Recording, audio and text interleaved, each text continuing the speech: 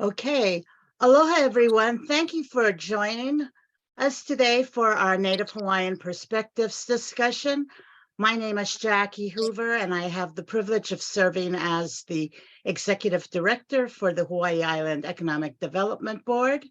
Hawaii Island Economic Development Board was developed in 1984 as an organization committed to diversifying, strengthening our economy, and ensuring that the economy supports our community as well as it can. With that in mind, we have put together a very diverse and interesting panel for you today to have a discussion on systemic problem facing Native Hawaiians, that being that of poverty. So before we get started, I wanted to give the audience and our panelists some recent information that we have on poverty in Hawaii. The recent ALICE report, which stands for Asset Limited Income Constrained Employed, shows that financial hardship grew in 2020 for our community. 42% of Hawaii's 455,000 households struggle to make ends meet. 9% are living below the poverty level, with another 33% earning just slightly above the federal poverty level and not enough to afford basic household necessities. The federal poverty level for a four-person family was $29,000 in 2018, while the household survival budget for a family of four in that same year was $90,000. So clearly you can see the discrepancy and the inequity. The number of ALICE households increased in Hawaii as a result of rising costs, stagnant wages, and 53% of Hawaii's workers are paid by the hour, with 51% of state jobs paying less than $20 per hour. 53% of our families with children are living below the ALICE threshold. 54% of Native Hawaiian households are also living below the ALICE threshold. Unfortunately, Native Hawaiians lead our state in this category, with Hispanics close behind. More kupuna will become ALICE as rising costs will make it difficult for them to make ends meet after retirement and living on a fixed income. Here's a very interesting statistic.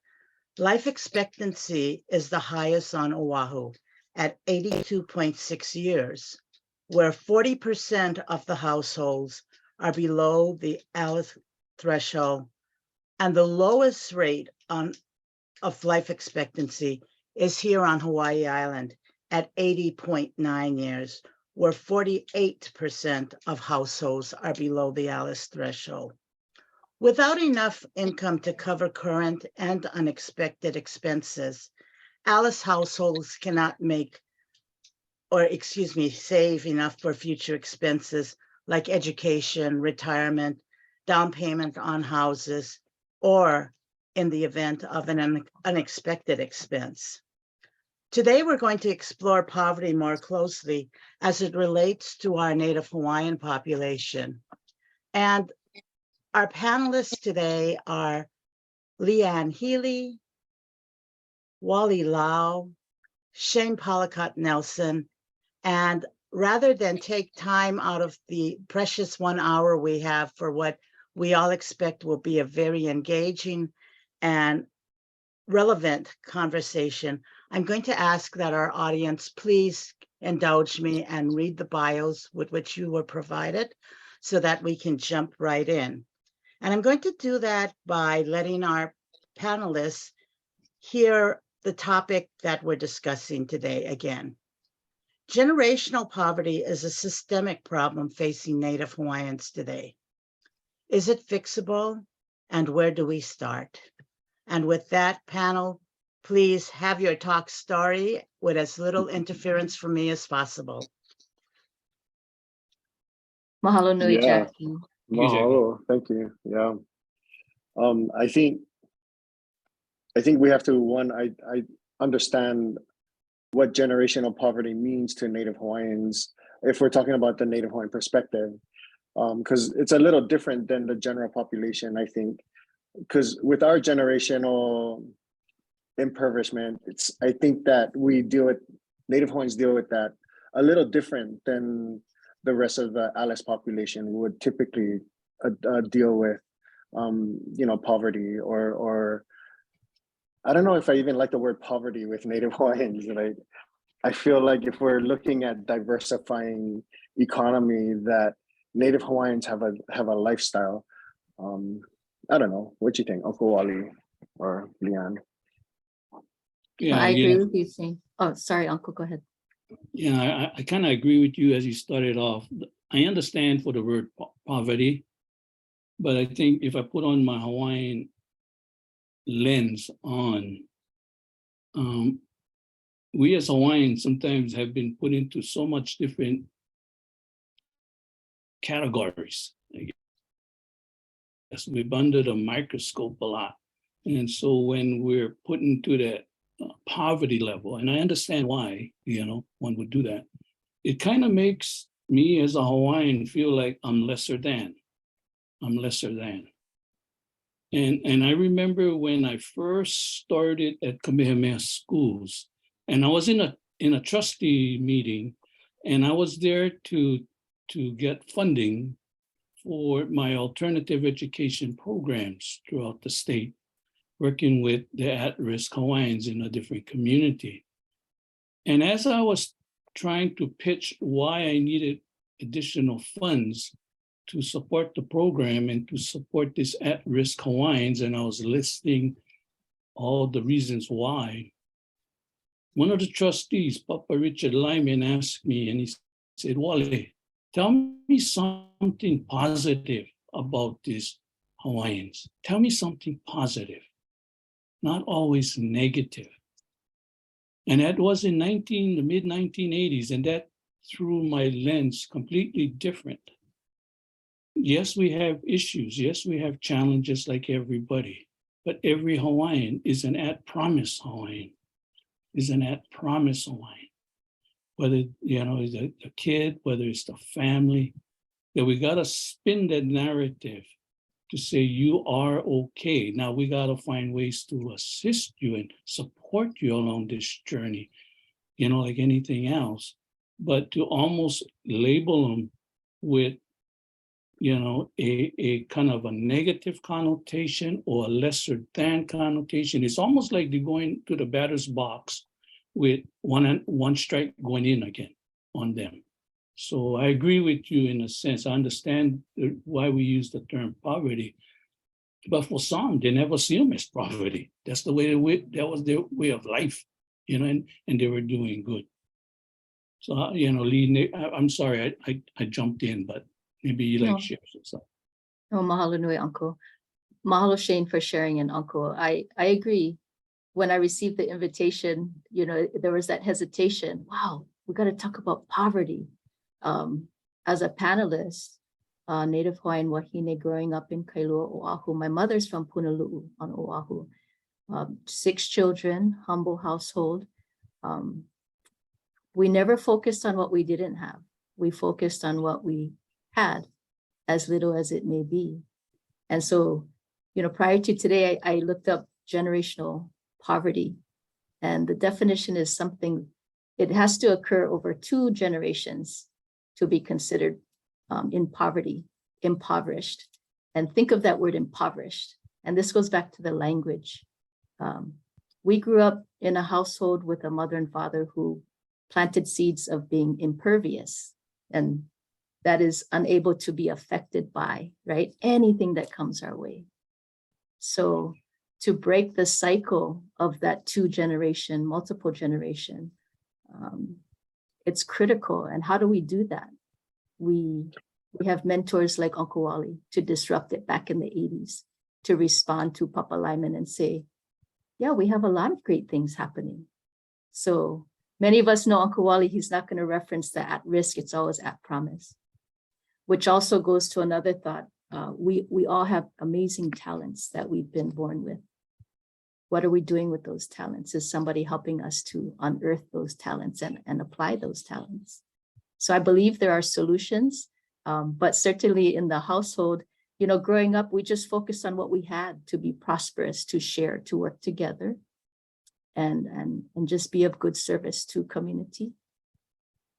Yeah, I think one of the solutions is just like how we diversified our education system to include Kaiopuni for Native Hawaiians. We should be diversifying the economy that would suit the Native Hawaiians' value. What values Native Hawaiians? What do the Native Hawaiians value as far as workforce, food, industry?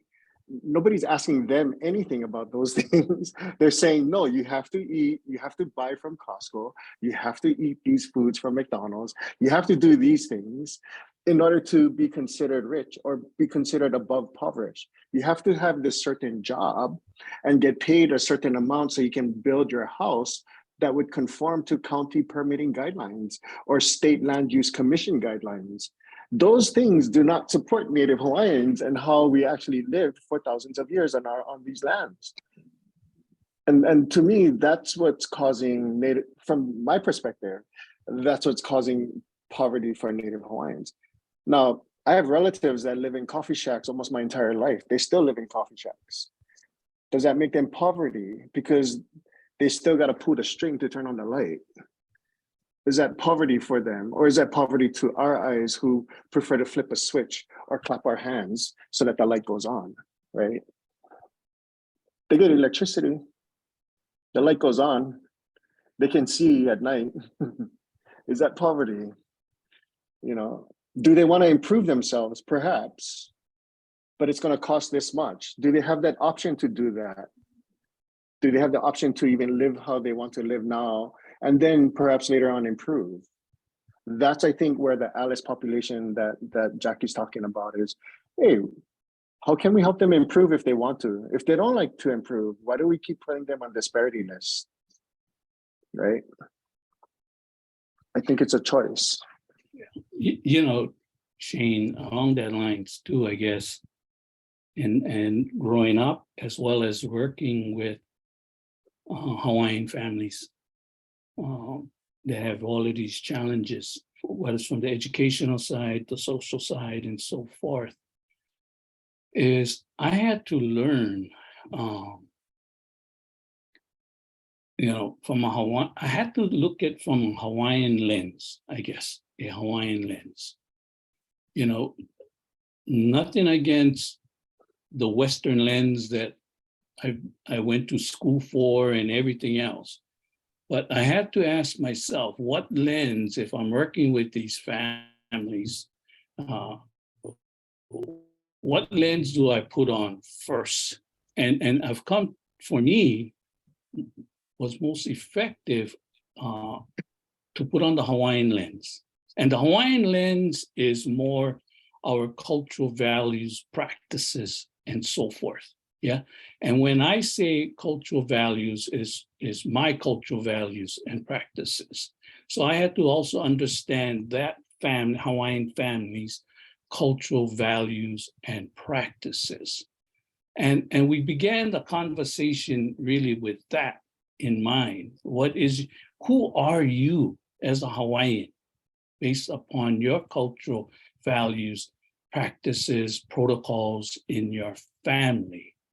And using that, and for many times when I've had that conversation, and even within my own family, as I've gotten older and my sister's gotten older and my brother, you know, we never really spent time talking as far as our cultural values, our Hawaiian cultural values and practices along the way and how it's impacted where we are today. So using that as the basis, then to weave in the Western practice or the Western lens. For me, I think you need both lenses. Well, the question for me is which one you start first, the conversation. And because for us, many of us are in our everyday life is very Western lens focus, we tend to go that way first.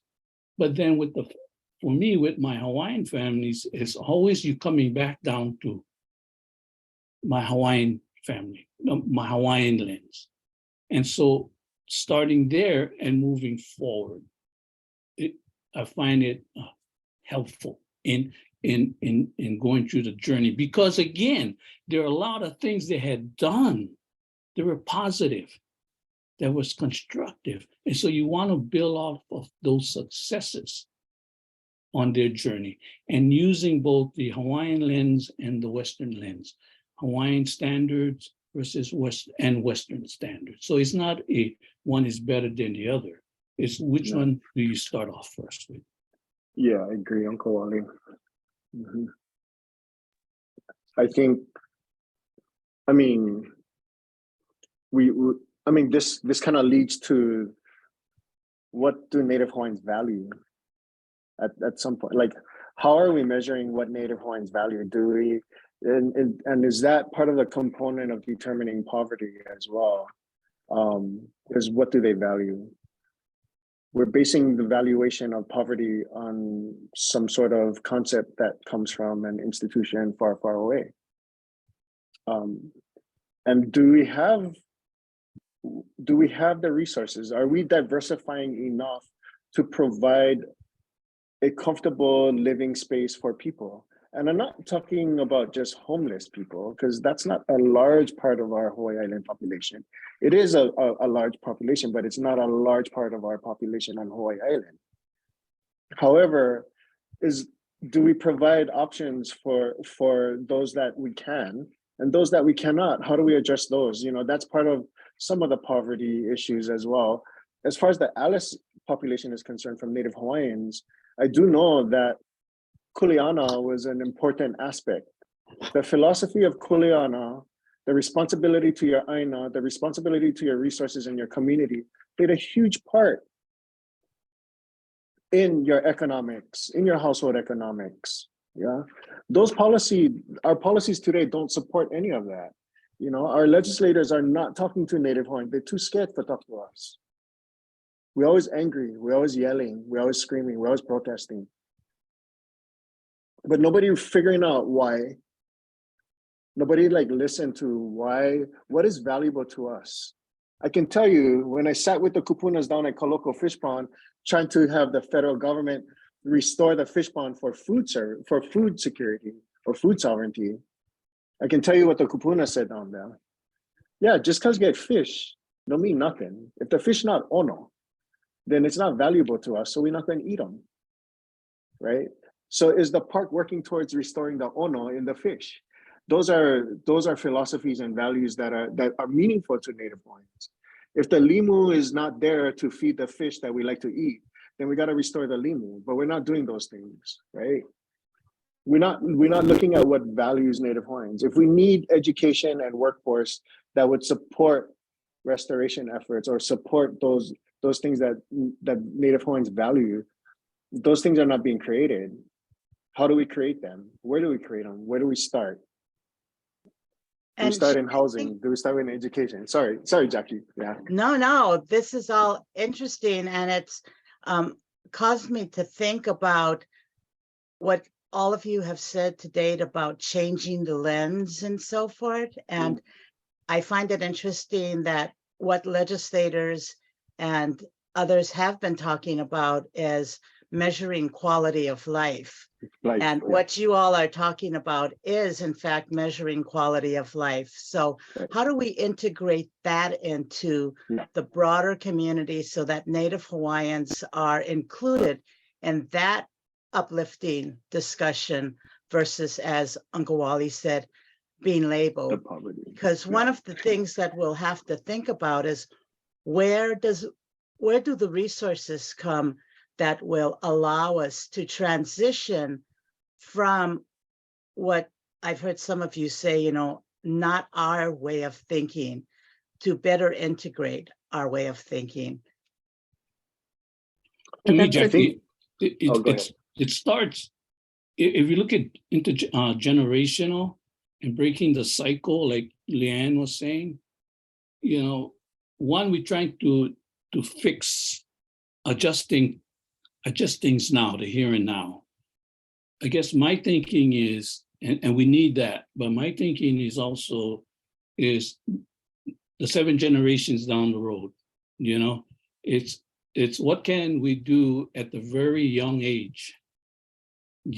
Working with Hawaiian mommy and daddies and doing the prenatal stuff with them. Not to say there isn't doing that already. There sure is, but really taking a look at when the baby is in the mommy's opu and with the daddy, and start nurturing that family to be in some of the cultural values and practices, but using our cultural approaches at a very tender age, and then when the baby, when the hanao, now you go through that process. So it's this long journey, it's not just early childhood education, it's before that, and as it go along the way, so that you can instill some of these cultural values and approaches and practices, so that that baby now, as he or she evolves, will have that foundation to grow upon, and will have that or those support systems. The little that I know, and Shane knows more, but you had the concept of the halimua, and it was for the men, but it was only kanis, but in the kanis there was also the young guys inside there, the young kids, the keiki, and it was everybody helping and bringing this child along or supporting them along. But they come from a cultural lens. And again, I'm not saying that's the only way, but if you can get that foundation, then as the Western lens are coming in, the Western standards that we all got to also live by and abide by, they have a better chance of finding that balance. And it's not one is better than the other along that line there. So for me, you want to work with them now and help them, which is definitely, but it's about what can we do if we want to break the cycle. And I think we are breaking cycles, I really do. And I think we just got to keep focusing and supporting that kind of effort to keep breaking that cycle. Lee-Ann, you had some things about that too. Yes, I wanted to, and Jacqui, you referenced, the much larger system, right? So in reference to what Uncle Wally was just sharing, go furthest upstream, get to our community, get to our lahui early as possible when baby is still growing, right? Positive childhood experiences, not adverse childhood experiences. Start as early as we can. That's one aspect. The other aspect in terms of the system, right? Yes, as a state, we have so much catching up to do. I was doing some research before today's talk story. And in 2014, I believe, the Hawaii State Legislature recognized the absolute need to prioritize social determinants of health is really what we're discussing here. Yeah, we can call it a number of different things. But in 2014, the state was asking to prioritize, the state legislature was asking to prioritize the social determinants of health for Native Hawaiian and other Pacific Islanders in our state of Hawaii.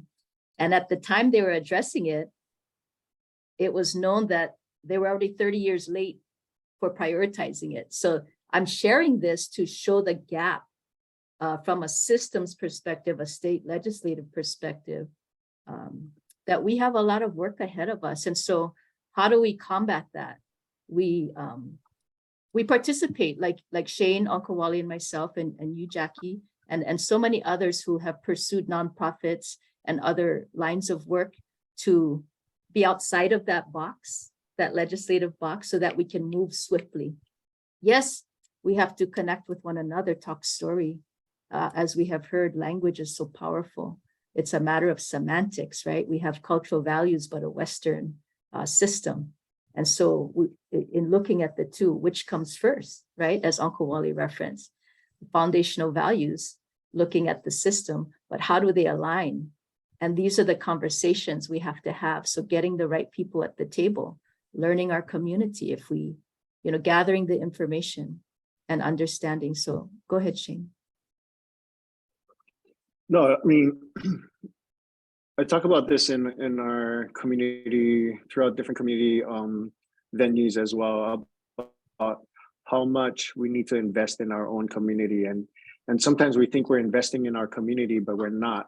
We're bringing in ideas that come from foreign places or structures that may not even be cohesive to our environment or to our community or to provide any justice for Native Hawaiians. I mean, again, this is a Native Hawaiian panel discussion, and this is a perspective from Native Hawaiians. And I would highly encourage that we take a look at and that the powers that be, those that are creating policy, creating programs and projects that would increase diversity of our economy, just really take a look at what values that Native Hawaiians see as valuable. Like, what are the things that Native Hawaiians see as valuable, right?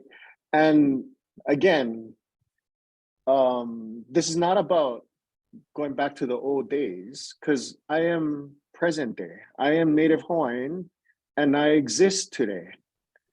I am a modern Native Hawaiian. I lived in today's era, but I still love to fish just like how my ancestors fish. I still like to gather just like how my ancestors gather, when I get time, of course. But I still got to work in a computerized technology era as well. That doesn't mean we cannot exist. I feel like diversity also requires the value. We look at the computer with a different value. We look at technology from a different perspective, and we utilize that differently to obtain economics, education, healthcare, whatever it is that technology provides for us today. I think, again, going back to the foundation, is the foundation of how we need to diversify is what are the Native Hawaiian values within that diversifying process. And we got to go out and do our homework. We got to visit the people. We got to talk to them. You know, that's what we have to do. Yeah. Sorry. And Shane, I know that you wanted to answer another question, and we would welcome you to have that discussion as well. But one of the questions that our audience has asked, and audience members, you can put your question in a Q&A or a chat. Is it systemic, or the current culture / lifestyle that seems to be perpetuating what appears to be a generational struggle cycle? And I think you've all started answering that question, but if I'm reading this question correctly, is it perception, or is it reality, or is it a combination thereof, where, you know, we have a current culture and lifestyle, and is that impacting how people perceive and think that it's a generational struggle that's taking place?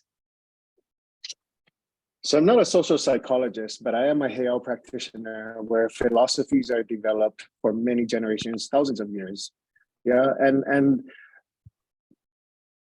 20 years ago, I would not say that, because it was not acceptable in this society. Today, people are asking, what are our values? Well, they come from the Heol.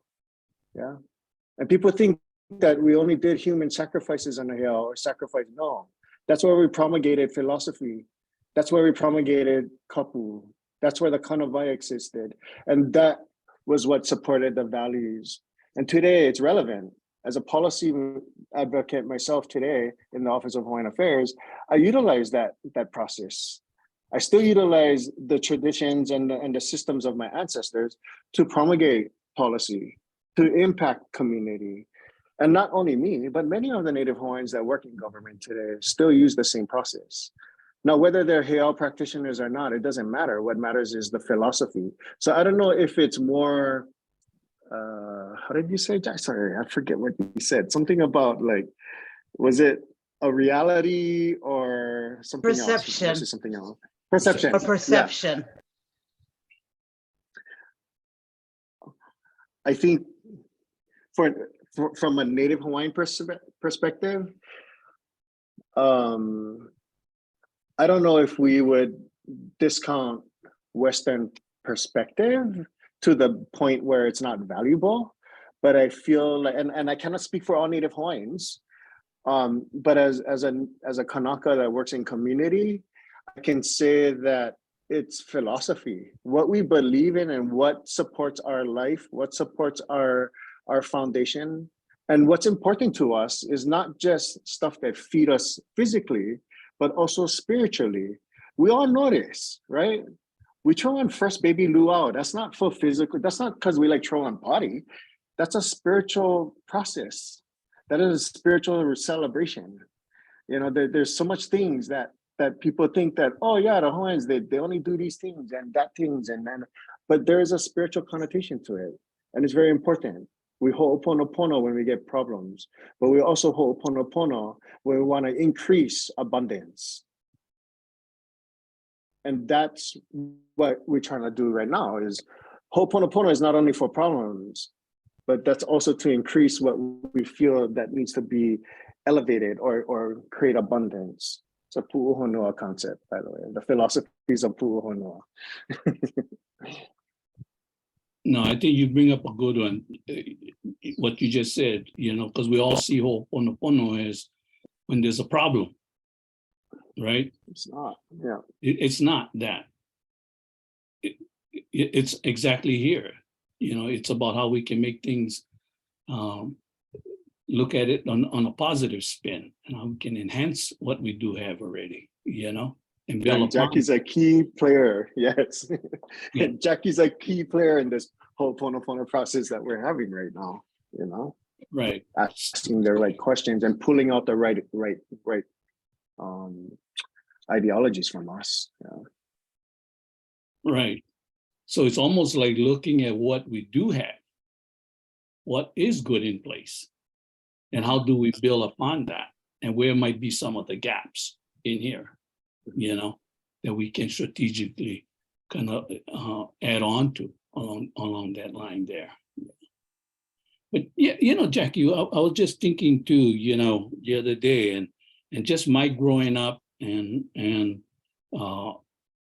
my family's values as a Hawaiian family, and in working with families in the communities and so forth, there were a couple of things that always came to my mind, you know, and I live by. And now I thank my parents and my grandparents, my uncles and my mentors along the way. And whether you call it Hawaiian values or whatever, but I think it's universal, you know. It was always, and it wasn't about the money. It wasn't about how nice of a house you got. It wasn't about if you got your, not putting down Lee-Ann, her PhD or whatever. It wasn't that, you know. My dad worked so hard, but he never had one job. He wasn't a true entrepreneur.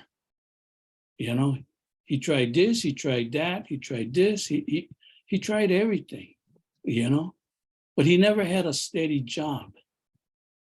But my dad was also had his own aku boat back then.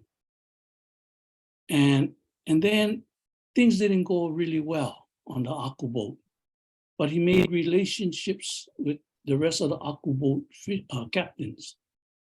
And so when that business went under, he worked hard and he was humbled. And he would go down to Kiwalu Basin and he would take me. And he would stand by over there and he would help them unload the aku. And in reward for that, the captains gave him 2 or 3 akus to take home to feed the family. You know, so he fed us guys. He fed us guys. But what I noticed about that, and I look at everybody, they was never afraid of hard work. Never afraid of hard work. And when one thing didn't work out for whatever reason, they persevered. They never gave up. They always persevered. And they had that attitude of the hiki no attitude, you know, it's can do. I can do. But along the way, I noticed is that they always had a mentor, a support system over there to not do it for them, but to guide them along and encourage them, the big cheerleader along the way. And I noticed that in my short time on Mother Earth over here, I see these things keep popping up. And especially when I'm working with Hawaiian families, Hawaiian youth along the way. There's many things, but these things keep popping up that they had or there was a lack of one of these things in their lives over here. So we started where they had one of these things and we build upon that. And then we look at ways to bring in these other elements to help strengthen them along the way, but that's one of the things I see that had helped people move forward in whatever way they see as moving forward on that line. So not calling it poverty, but just moving along in their quality of life as they see it. So Uncle Wally and all of you, I think, have already alluded to the fact that as a Native Hawaiian community, we don't have a single Native Hawaiian community. We're not homogenous. We have very different perspectives. And one of the perspectives that many of us share is what you just alluded to, Uncle Wally, that we trade in different currencies. We're in a society right now where dollars mean a lot, but we have always traded in different currencies. And I'm wondering what your thoughts are about that, and if that's something that we see an opportunity to change within our system. Yeah, can I just mention? Oh, sorry. System, but I hope that we will. Oh, wait. Yep, no, you go. I was just gonna say the currency is the Ohana system. And when the Ohana system grows in a community, that's more important. The relationality to other people, to other resources, to everything else is important. And the Ohana system has been, it's been breaking down over time. And that's the currency that's most valuable to Hawaiians. We live off of that. We live off of our Ohana, our families. Yeah, not every family is perfect, but that's a Western perspective. When I'm talking about Ohana, I'm talking about the family system, and that's a currency, yeah? When I go to a store, even though I don't live in my grandma's house, I still gonna think about buying her milk, yeah? Because it's on my way home. She don't want car. She don't need one car. She get plenty of people helping her out. That's the Ohana system. That's a currency. Is that poverty? Is that a nuisance to me? No, I love serving my grandma, giving my grandma her milk. She took care of me. I love her. Why wouldn't I, right? To me, that's a currency, right? I did want to mention one thing though, aside from what Uncle Wally, and sorry, Lee-Ann, I know you gotta talk. You think you can sit over there and not say nothing? Oh no. But I did want to mention something that I was thinking about, the past few days, is the state of Hawaii is in its own poverty state with Ike Kupuna. With all the questions that I'm looking at in the Q&A, almost all of them ask, what is a Native Hawaiian value? What is a Native Hawaiian perspective? What is the Native?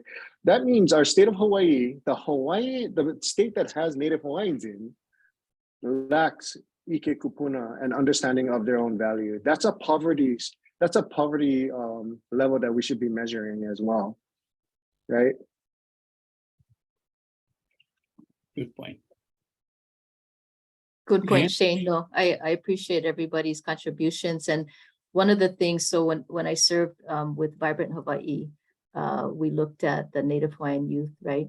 The statistics showing the youth harming themselves.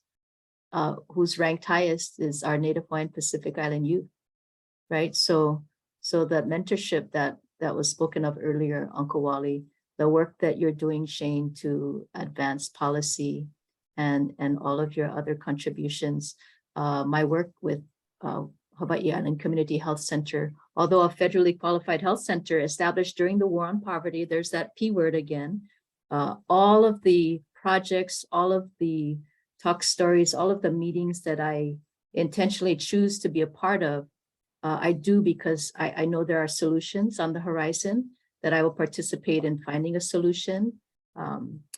Not only discussing it and putting the notes on the table or on the side, but we're going to go to next steps and take some sort of action, right? And when we take action, we're going to invite others along with us, whether that be our next generation or a colleague to learn and to have that experience. How do we move forward? We all come from different walks of life. We all have different talents in Kuleana, but we can also work together in finding the solution, addressing a lot of what we've discussed here today to address solutions to this talk story, so that it becomes prosperous, so that it becomes a state of, we can withstand anything that comes before us. And I'm speaking, again, referencing our next generation.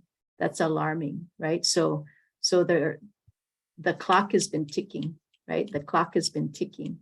So who's stepping into this journey with us? And I know many are doing good work out there.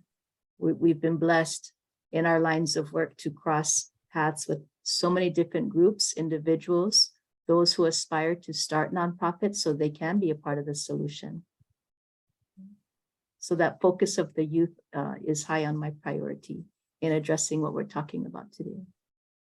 Lee, I wanted to just spin off a little bit what you said too. There are so many Native Hawaiians out there that are doing good things, and just the three of us, coming from our slant, what we see. Sometimes, again, going back to what Papa Richard Lyman said, so Wally, what the hell are Hawaiians doing? What is good for the Hawaiians? What, anything good the Hawaiians are doing? And I think we need to still stay humble. We still got to be but I think we need to promote that what the Hawaiians are doing. There are so many good Hawaiians doing good things to not only help the Hawaiian people, but when you help the Hawaiian people, you help the whole community along the way, along there. Whether it was promoting the importance of the ohana, I like what you're saying, Shane, as a currency, the family. The ohana as a currency right there, because with that you bring so many other, things to the table along the way. But it's promoting and just saying mahalo nui loa. Because a lot of the guys, the Hawaiians that are doing the great things out there, they're not doing it to get awards. Many of them are doing it because that's the point thing to do, because that was what they was raised to do. And they bust their that's their kuleana. And they work hard and they persevere and they have that hikino attitude. But yet along in their life, I guarantee they had people that were by their side to encourage them, to guide them along the way. Because no one guy can do it all. But we have so much that is doing good. Yes, we have tremendous challenges still yet. But let's also celebrate the victories, the little victories that we do have, the little successes that we do have. Otherwise, it's going to be, well, what the hell then? If we all look bad, then what the hell? No more hope. And I think we need to give our Hawaiians a sense of hope. We can. Because if there's a void, if we create a void in there, then that guy's going to put something in that hole. And normally it's just drugs and alcohol. And for me, it's about giving them a sense of hope and promise. But you gotta work hard. We're not giving out free stuffs on this one here, but we will guide you, we will help you, we will support you. But you gotta do the heavy lifting. You gotta do the walking. But we gotta give them the hope. Uncle Wally, one of the things that I know Lee-Ann and I have discussed over the years is giving our community, and I'm not just talking about our Native Hawaiian community, but our community at large, false hope and false expectation. There seems to be a very fine line that we have to straddle between giving promise and giving false hope. And I'm wondering, as we have this discussion, if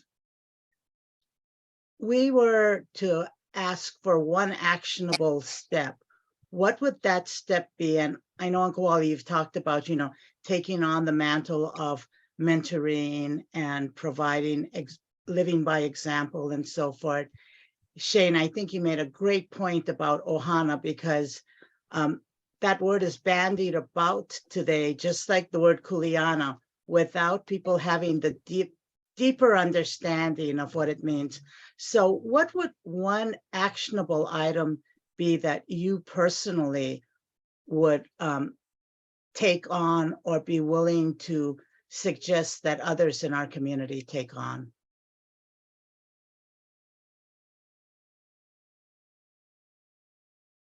And That's a while great you're question. mulling over Sorry. that, yeah, Yeah. no, while you're mulling over that, I wanted to remind our audience that the reason we have these conversations is to share and highlight that there are different perspectives and give Yeah. our audience an opportunity to look at these discussions that we have and engage in your own discussions, develop your own perspectives about things. So the word poverty definitely is triggering and it is a catalyst, but what we found is it allows people to really think deeply and insightful and really take ownership of his or her or my Native Hawaiian perspective and be willing to say, no, this is important that I share this perspective. I'm not saying you have to change your perspective to align with mine, but I am highlighting what my perspective is, because in sharing those multiple perspectives, we have a bigger pond to fish from. And maybe the ono aku is on the other side of the pond, Shane. Yeah, no, for real. Yeah, that's a true statement. Yeah.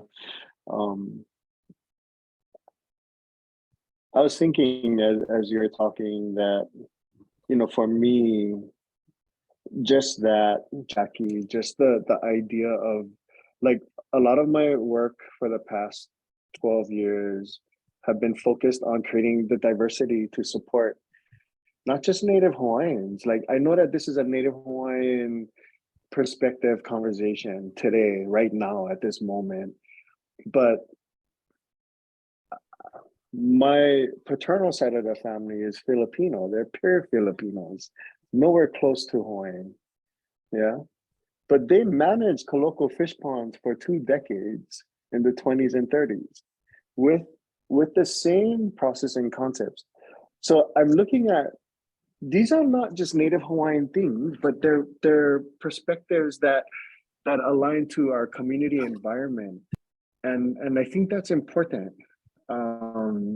That's why I'm saying, going back to the value of the Kanaka is really place-based. I don't have one answer or one idea of what I want to do to help diversify economy or to improve poverty in the community. I don't even think about poverty. I actually think about ways on how to develop abundance, because that's heiau practice. We go to the heiau and we figure out ways on how to increase and bring the ono. We don't focus on, we recognize what is ole, we recognize where's the gap, we see those things, but we don't really focus on that, except for the fact is like, oh, we no more akule, never come this year, how come? Then we get homework to do, how to bring the akule back. Not so much, and it's the same concept in the Western world, but the difference is, from a Native Hawaiian perspective, how do we provide economics that are much more diversified? And like I said, my Filipino family, they were nowhere near Hawaiians, but they lived in Hawaii. They lived in the environment of Hawaii, and they were part of that environmental cycle. They existed in Hawaii. They didn't exist elsewhere. They existed here, and I think that's where. And again, This is not to challenge technology. This is about including technology in the environmental system that we have here. What is available for us? What works for us in Kona? What's worked for us in Hawaii Nei, right? And not just everything we see on the land, but everything that we see in the ocean, up in the air, everything. We only worried about industry. We never think about resource. I don't know. That's just my perspective. And for me, the human resource, Shane, I mean, the social Yeah. capital, the human resources are most precious. And Jacqui, what I heard in that question is almost like a call to action. If we were going to share with our friends and Ohana on this talk story with us today, for me, my answer for that would, I would challenge everyone to start with your thoughts. You know, thoughts are real. Thoughts create language. Language is powerful. Words have power. So, for example, if we see a question phrased, how does poverty affect Native Hawaiians generationally? I challenge everyone because this is my approach. I flip that word poverty. I flip it into prosperity. How does prosperity affect Native Hawaiians generationally? Imagine that, right? So what we focus on expands. So as you move through your everyday life, pause and reflect when you're reading something or when you hear something and see if you can flip it, huli that, right? So we can focus on what we do have versus not what we don't have. That would be my call to action. It's more challenging than one thinks, because then we have to talk about it with differences of opinions around the table and the multiple layers within the systems that we work, but it's possible. It certainly is possible. Mahalo nui, Uncle.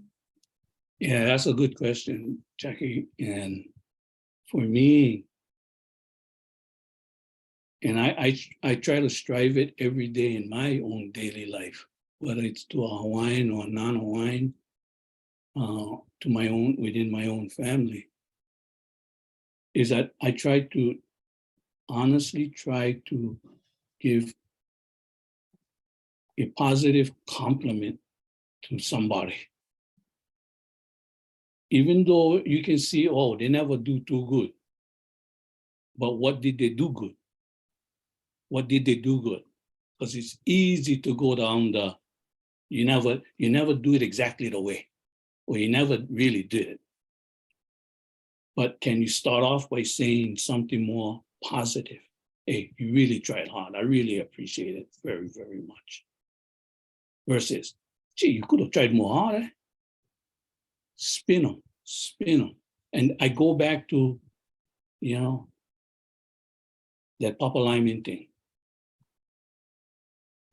Try spin that way of thinking in your head. And just the other day, if you are to a Tonga Wailoa fan, and there was a write-up, and they talked about the first 2 years and how much he was being, told that, man, you might not be the best guy, everything coming down on him. And then he looked himself in the mirror and he said, I must suck. And he started to lose confidence until he got a new coach. And what did the coach do, according to this article? Showed him 700 films, pointed out the good things that he did during that 2-year period of time, and tried to build that self-confidence in that person again. And I think because I think we talk, the Hawaiians, they're lazy, If they came from this neighborhood, they're not going to school, they're going to be construction workers or whatever it might be. We're already labeled, right? But don't label us, don't label me. I'm just Wally. But try to pick out something that is positive, that can uplift that person, that give that person a sense of hope and promise, that, yeah, we can. I can along the way. I think everybody can do that, but be it genuine, along that line there. That would be my manao. It's so interesting because one of our audience members shared is poverty really the absence of Hawaiians being able to live in our traditional way of life and with our perspectives being integrated into the modern way of life? And we have 5 minutes to go. We want to honor everyone's time. So I'm going to ask each of you to give your closing thoughts, and then I'll come back and invite our audience to our next session. Well, Lee-Ann, we better go with you. Come on. Closing thoughts, my closing thoughts, we all have kuleana. We all matter. We all matter. We deserve a place here. We deserve to participate. We are part of the solution. We bring with us our ancestors, the ikekupuna, all of the lessons that certainly have been shared with me growing up. We have kuleana to make a difference.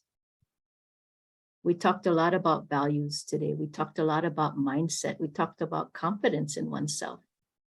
These are all elements that will lead us to the solutions to this very talk story. Okay? But it takes courage, that first step. Okay? So connect with Lahui, connect with and participate. That would be my contribution. Shane. Oh yeah. It's funny because I chose the same topic was kuleana, because we tend to think about how can the government provide the solutions to poverty, when sometimes the ohana system, if it's strong enough, that is the solution to poverty. And so kuleana is not just one way. Kuleana requires a relationship to something,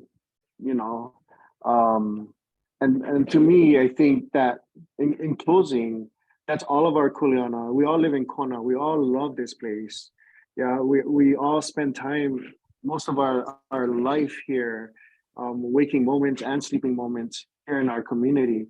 And so our to take on that responsibility, that privilege to malama what we feel is important, what is valuable to us, I think is important that we all bring that to the table. Because sometimes what I see as valuable going different from what Uncle Wally or Lee-Ann will see as valuable. But to take that kuleana to a table, to a discussion point, to where it matters, to where policies or something that drives people's livelihoods, I think that's where the conversations should end up at some point. And no different that, I mean, that's the work that you do, kind of, Jacqui, it's like you take it to that point where these are the different perspectives. This is our different communities coming together, and this is the valuation. Now, can we provide those spaces? And I challenge all of us to take on our kuleana, because if you don't come forward, then your thought and your minds and your philosophies and everything becomes absent. Absolutely. And I don't want to blame poverty. I don't want to use the term poverty. I prefer to say it is all of our kuleana to come forward and to bring what we believe our lifestyle how our lifestyle should be protected or valued. That's our job. That's the people's job, the citizens' job. Yeah. Yeah, and I totally agree with the what you guys talking about, our kuleana. The only thing I would add to that is, in doing that, in carrying out your kuleana, don't be hesitant to listen to your na'au. Listen to your na'au. Listen to your gut. It might be uncomfortable. You might scratch your head. It might not make you look good. It might be controversial. But listen to your na'au, because your na'au is your kupunas talking. And they're the ones that saying, this is what maybe you want to do in carrying out your kuleana. You never go wrong listening to your na'au. That's my takeaway. That's what I would give to the conversation. Thank you, Jacqui. Thank you all so much. This has been a wonderful hour, very informative and engaging, and we accomplished what I was really hoping for, that it'd be a talk story rather than a talking to or a lecture. And I hope that we've given our audience much to think about and take with them. And I believe Lee-Ann mentioned the word courage. I know it takes much courage for you to agree to be on this panel. I personally don't know, as a Native Hawaiian, if it's courage or foolishness that drives me to want to have these conversations and hear and share these perspectives. But certainly, I, for one, learn so much more every time we have one. With that in mind, we invite our audience to stay tuned. We will be bringing another Native Hawaiians Perspective talk story in January. In the meanwhile, everyone stay safe. Aloha and malama your family. Take care. Ahui ho. Mahalo, ahuiho, aloha. Mahalo, Shane, Uncle Wally, Lee-Ann. Greatly appreciated. No, Thank you. thank you so much. Appreciate it. Aloha. Mahalo, Shane. Mahalo, Uncle Wally. Mahalo. Okay, aloha.